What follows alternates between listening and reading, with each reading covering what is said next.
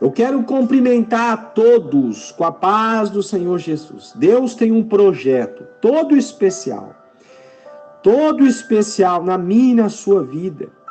Deus, Ele ama tanto você, que Ele foi capaz de enviar o seu único filho para morrer pelos meus e os seus pecados.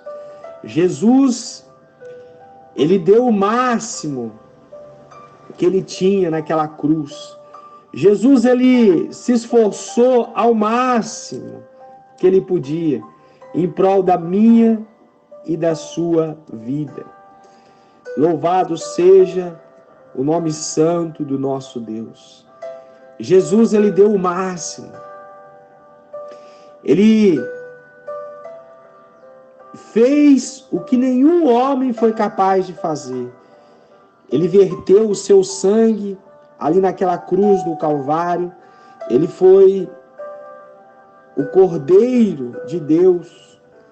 Ele foi o sacrifício aceitável a Deus, porque ele era um homem santo, não tinha pecado, e ele foi as últimas consequências. Jesus foi as últimas consequências por mim e por você. E tudo que Ele quer é o nosso coração. Em Jesus nós podemos confiar, porque alguém que leva tão a sério o reino de Deus ao ponto de ter a coragem, né, de entregar a própria vida por nós, o que não mais Ele seria capaz de fazer por nós? Nós estamos vivendo tempos difíceis no nosso país. Nós estamos vendo homens que nós colocamos, né, no poder, na política do Brasil, roubando a própria nação, roubando do próprio povo, roubando dos seus próprios filhos, da sua própria terra. Na verdade, assaltando a nação. Mas Jesus é diferente. Ele não nos assalta, pelo contrário, Ele dá a vida por nós. Ele dá o que Ele tem de melhor para nos resgatar, para nos comprar, para nos dar a paz, a alegria. Então você pode ter certeza que Jesus, Ele está de braços abertos, esperando todo aquele que de todo o coração, de toda a alma, se arrepende dos pecados, se arrepende das coisas deste mundo, porque o mundo, a terra, está indo de mal e a pior.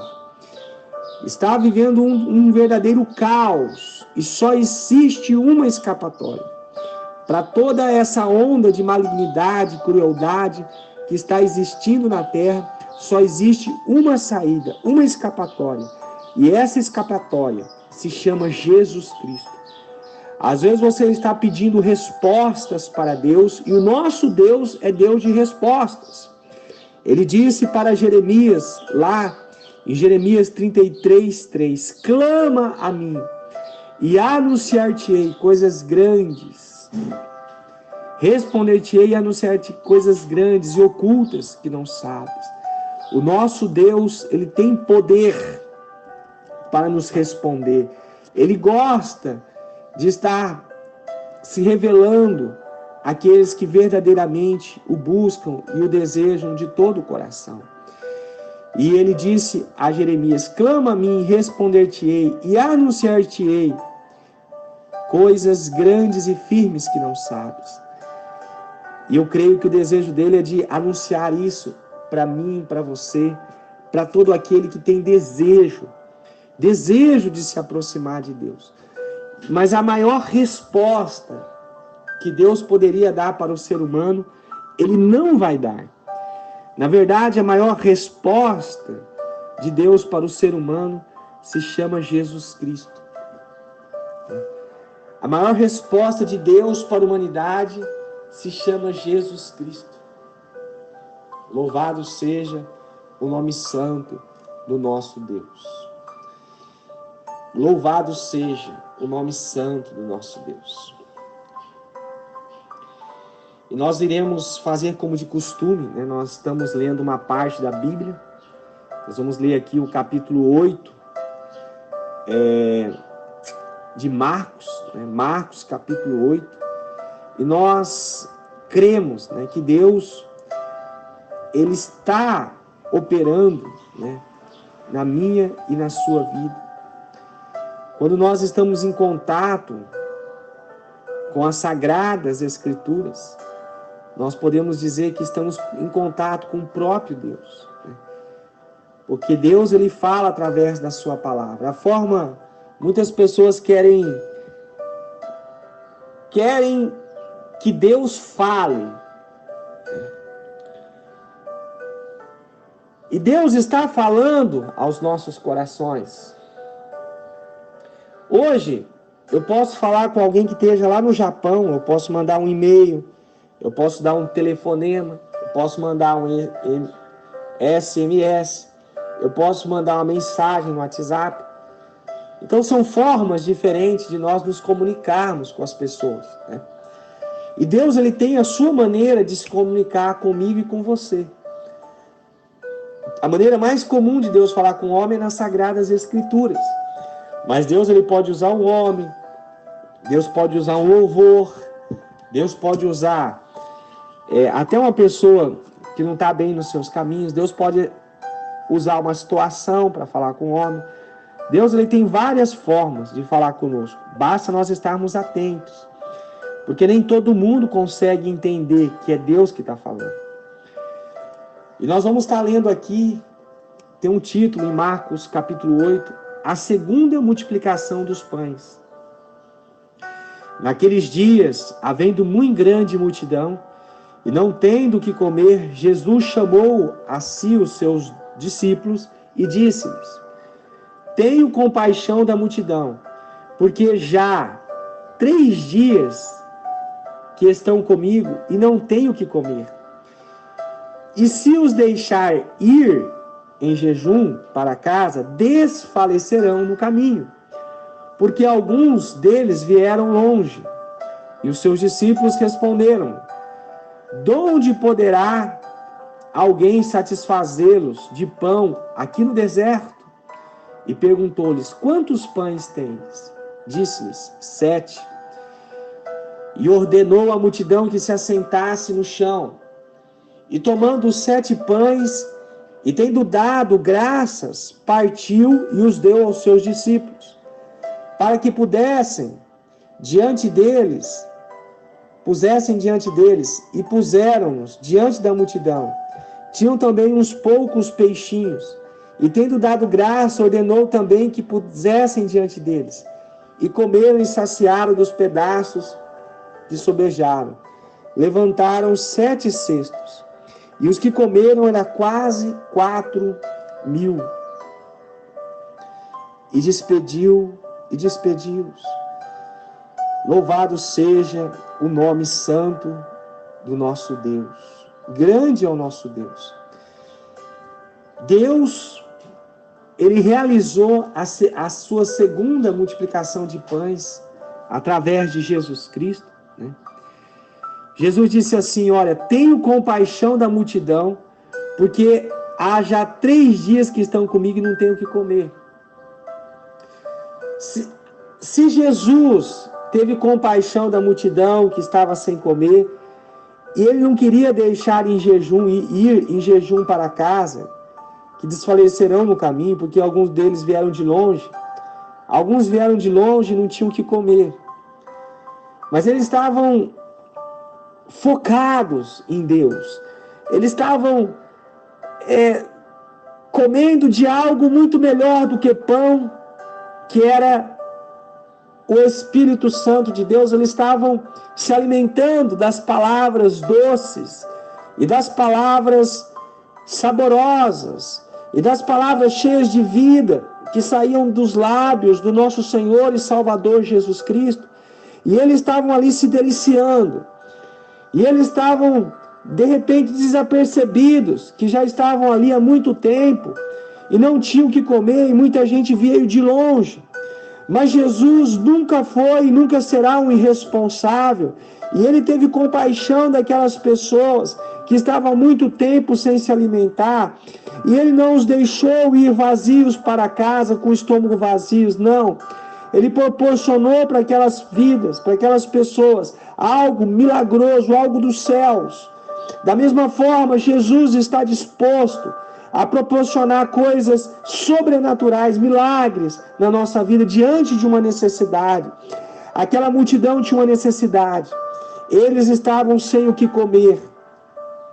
E os seus discípulos, ali de Jesus, responderam: de onde poderá alguém satisfazê-los de pão aqui no deserto? Não tem de onde tirar. Os discípulos estavam dizendo: olha, Senhor, nós não temos dinheiro para comprar. Não tem. Aqui no deserto não tem nada. Talvez você olhe para a sua vida hoje e a situação talvez esteja tão complicada que você não tem saída. Talvez seja uma enfermidade, um problema financeiro, um problema na área sentimental, um problema na área familiar. E você não vê saída nenhuma, não tem o que fazer. Aquelas multidões, aquela multidão, aqueles discípulos não tinham como fazer algo pelas próprias mãos, pela própria força, pela própria inteligência, não tinha. E Jesus perguntou-lhes: quantos pães tendes? E eles disseram-lhe 7. E ordenou à multidão que se assentasse no chão. E tomando os 7 pães, tendo dado graças, partiu e deu aos seus discípulos, para que os pudessem diante deles. Amados, queridos, ouvintes desse programa Palavra Viva, aquilo que para nós é difícil, é complicado, para Jesus é muito fácil. Eu estava evangelizando ontem, ali na Praça da Bíblia, em Sinop, e teve um rapaz que disse: a minha vida é muito complicada. E eu disse, eu não me lembro bem o que eu falei, mas eu falei nesse sentido: o que é complicado para Deus, né? O que é complicado para você? Deus é poderoso, Deus é grande. Aquilo que é complicado, difícil para nós, para Jesus é muito fácil. E ele falou normalmente, ordenou que a multidão sentasse no chão. E tomando os 7 pães e tendo dado graças, Jesus pegou os pães e deu graças. Ele agradeceu a Deus por aqueles pães. Aí ele partiu esses pães e deu aos seus discípulos. E os discípulos puseram esses pães diante da multidão. E também tinha uns poucos peixinhos, e a mesma coisa, tendo dado graças, ordenou também que lhes pudessem diante. Então houve ali uma multiplicação dos 7 pães e de alguns peixinhos. Jesus foi capaz de alimentar uma multidão. Jesus foi capaz de fazer algo, a provisão, aconteceu algo. Algo aconteceu em favor daquela multidão. Algo da parte de Deus. Jesus, ele está preparando algo. Não está chegando essa mensagem na tua vida por um acaso, não. Esta mensagem é um projeto de Deus para você ouvir e para mim. E Deus está preparando algo. Nesse exato momento, Deus já está preparando algo dos céus. Algo dos céus para você. Para suprir uma necessidade sua, creia, Deus, ele está tendo compaixão de você. Deus, ele tem compaixão de você. Só que aqueles discípulos, aquela multidão, eles se entregaram, eles deixaram Jesus operar na vida deles. Precisamos deixar Deus operar em nosso favor. Louvado seja o nome do nosso Deus. Grande e poderoso é o nosso Deus. Santo é o teu nome. Nós vamos falar sobre outra parte agora, o fermento dos fariseus. E entrando logo no barco com os seus discípulos, foi para as regiões da Dalmanuta E saíram os fariseus e começaram a disputar com ele, pedindo-lhe para o tentarem um sinal no céu, e suspirando profundamente em seu espírito, disse: por que pede esta geração um sinal? Em verdade vos digo que a esta geração não será dado sinal algum. E deixando-os, tornou a entrar no barco e foi para outro lado. E eles se esqueceram de levar pão, e no barco não tinham consigo senão um pão. Ordenou-lhes, dizendo: olhai, guardai-vos do fermento dos fariseus e do fermento de Herodes. E arrazoavam entre si, dizendo: é porque não temos pão. E Jesus, conhecendo isso, disse-lhes: para que arrazoais que não temos pão? Não consideraste nem compreendeste ainda? Tendes ainda o vosso coração endurecido? Tendo olhos, não vedes? Tendo ouvidos, não ouves? E não vos lembrais, quando partiu os 5 pães entre os 5.000 homens, e quantos cestos cheios de pedaços levaste? Disseram 12. E quando partiu os 7 entre os 4.000, quantos cestos cheios de pedaços levaste? E disseram 7. E ele lhes disse: como não entendais? Então Jesus, ele estava falando, ele não estava falando do pão, né? É normal. Jesus, ele estava dizendo que era necessário eles tomarem cuidado, né, com a doutrina ali dos fariseus, com a doutrina de Herodes, né? Aquela geração era uma geração maligna, uma geração adúltera, assim como a nossa geração hoje, também uma geração que não está muito de acordo com o projeto de Deus, com o plano de Deus. E eles estavam pedindo um sinal. De que mais sinal eles precisavam para ter a certeza de que Jesus era o Filho de Deus, o unigênito, o Messias? Porque Jesus fez o que ninguém tinha até os dias atuais, daquela época, feito na terra. Jesus tinha curado, feito milagres extraordinários, curado os olhos dos cegos, né? Feito paralítico andar, surdo ouvir, mudo falar, leprosos serem limpos, né? Morto ressuscitar. E eles estavam ainda pedindo um sinal. Já era para eles estarem crendo há muito tempo. Eles estavam atrasados e ainda estavam pedindo um sinal, né? Uma geração mais adulta pediu um sinal. Jesus teve uma outra parte que ele falou que nenhum sinal seria dado a não ser o sinal do profeta Jonas, né? Ou seja, que ele ficou 3 dias no seio de uma baleia e que Jesus ficaria 3 dias no seio da terra, mas que iria ressuscitar, né? E depois Jesus estava falando, né? Aí Jesus foi para o outro lado e esqueceram de levar pão, não tinha conseguido comer, entendeu? E eles estavam sem pão, e Jesus disse: olhai, guardai-vos do fermento. Ele estava falando da doutrina, né, dos fariseus, que é para tomar cuidado. E Jesus confrontou os seus próprios discípulos: para que arrasais que não tendes pães? Não considerastes nem compreendestes? Vocês não viram lá quando tinha 5.000 homens, né? 5.000 e quantos cestos sobrou? E quando tinha 4.000, Jesus falou: por que vocês estão aí? Vocês acham que eu estou preocupado com pão, né? Vocês não viram como foram alimentados 5.000 homens, 4.000 homens? Jesus ainda confrontou: vocês têm olhos e não vedes, têm ouvidos e não ouvis? Amados, queridos, eu estava evangelizando ontem. E eu estava colocando, né, para um jovem.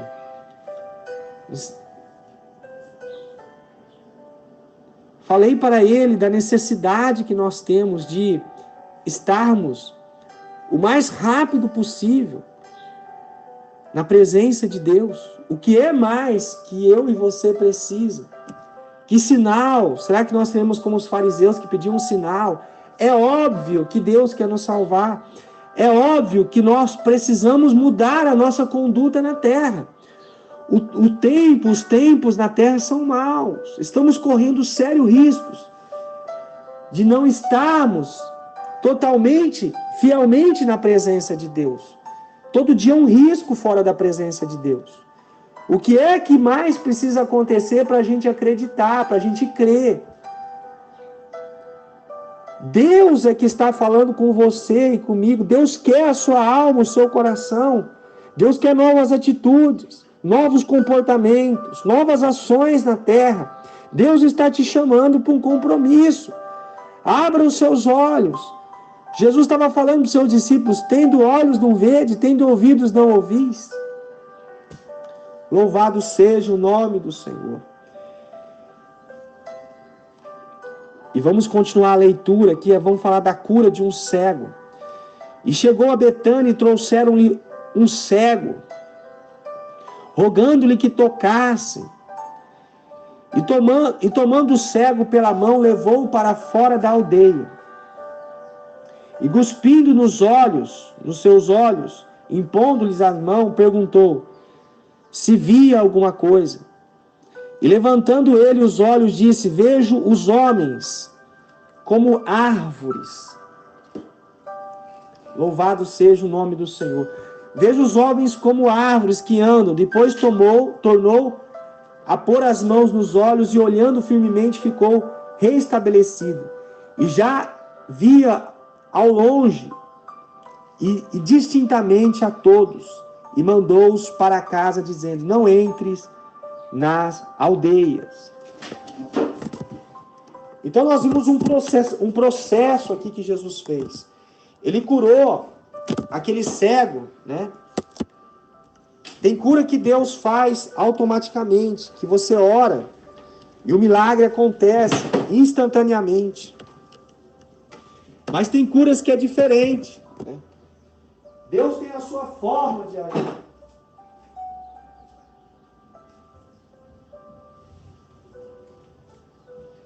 Deus, ele tem a sua forma de agir na minha vida e na sua vida.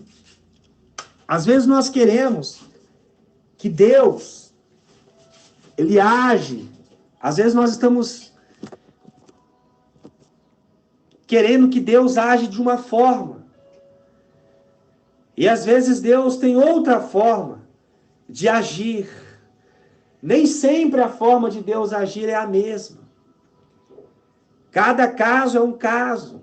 Cada situação é uma situação diferente. E Deus agiu com aquele homem de uma forma.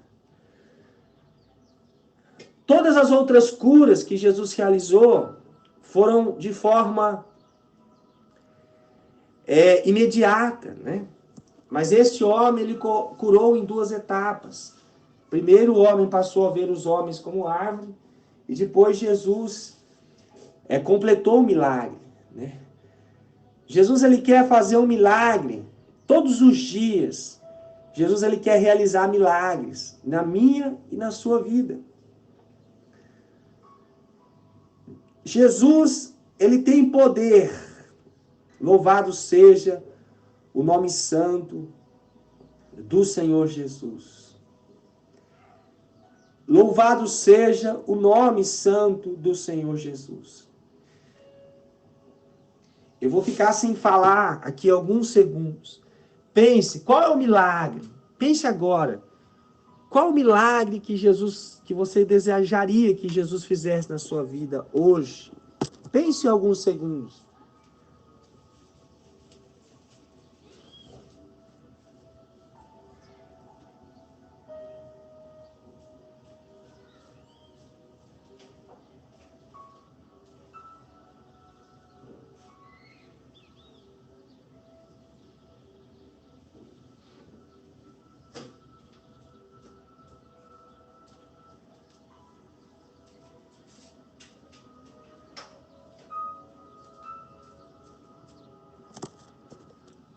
Talvez, para mim e para você, né? Talvez para você, esse milagre está distante. está longe. Mas a distância, né, do nosso milagre, a distância da realização que queremos para a nossa vida, é a mesma distância que nós estamos da fé em Jesus, da fé em Deus. Quanto mais perto eu estou de Jesus, quanto mais perto você está do Senhor Jesus, mais perto você está do seu milagre. Por isso, foque a sua vida. Foque a sua vida em buscar a Deus, em buscar ao Senhor Jesus. Se esforce todos os dias. Se esforce em buscar a Deus. Se esforce em buscar o Senhor Jesus. E aí você estará chegando cada dia mais perto do seu milagre, da sua bênção, do sobrenatural da sua vida. Santo, santo é o nosso Deus. Glorioso é o nosso Pai. E aqui nós vamos terminar o capítulo de Pedro dizendo: E saiu Jesus e os seus discípulos para as aldeias de Cesárea, de Filipe. E no caminho perguntou aos seus discípulos, dizendo: Quem dizem os homens que eu sou?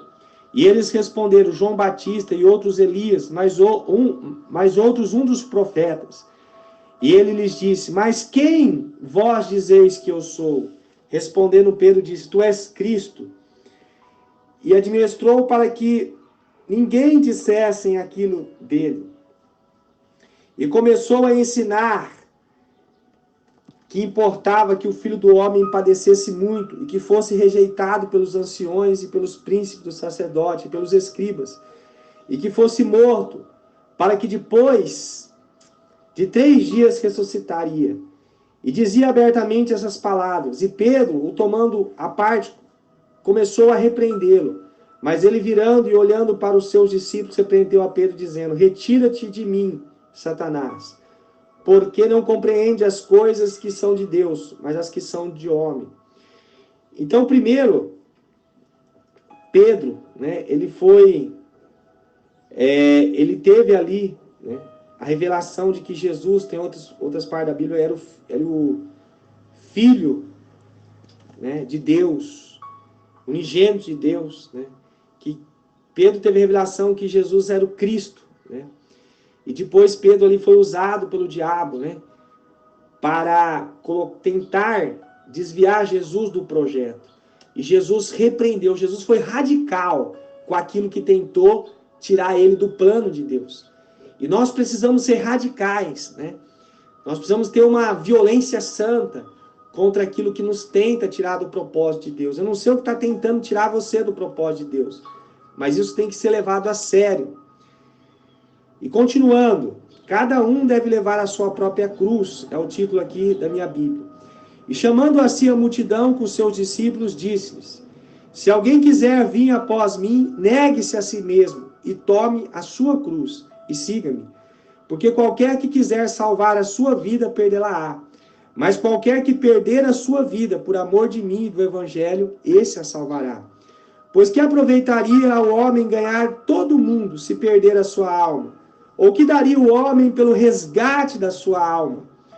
Porquanto qualquer que entre esta geração adulta e pecadora se envergonhar de mim e das minhas palavras, também o Filho do Homem se envergonhará dele quando vier na glória de seu Pai, com seus santos anjos. Então Jesus, ele disse palavras aqui extraordinárias, né?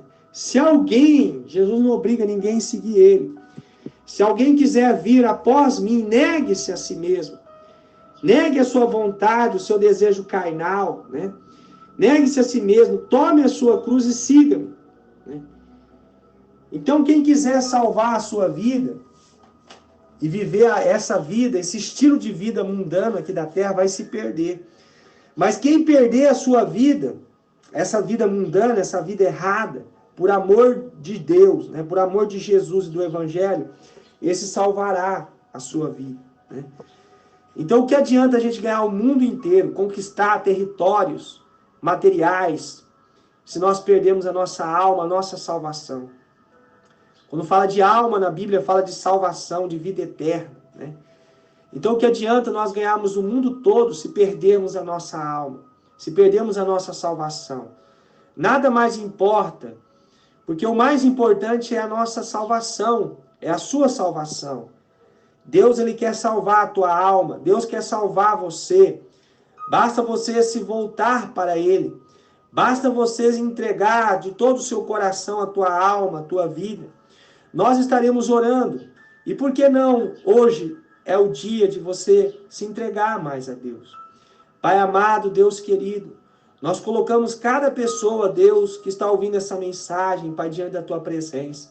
Colocamos também os seus familiares, ó Pai. E declaramos, ó Pai, sendo quebradas no reino espiritual, todas as correntes, todas as amarras, todos os laços do inferno, ó Pai, contra esta vida, contra esta alma. Meu Deus, queima tudo, desfaz tudo, cancela tudo, anula tudo. E que venha, Senhor, a presença do Senhor. Que venha a glória do Senhor. Que venha o tempo, Senhor, de paz, de vitória. Toda enfermidade, ó Deus, que está instalada no corpo dessa pessoa ou de alguém da sua família, que caia por terra agora, no nome santo do Senhor Jesus. Toda enfermidade vai embora, em nome do Senhor Jesus. Glórias ao nosso Deus. Santo, santo é o nosso Deus.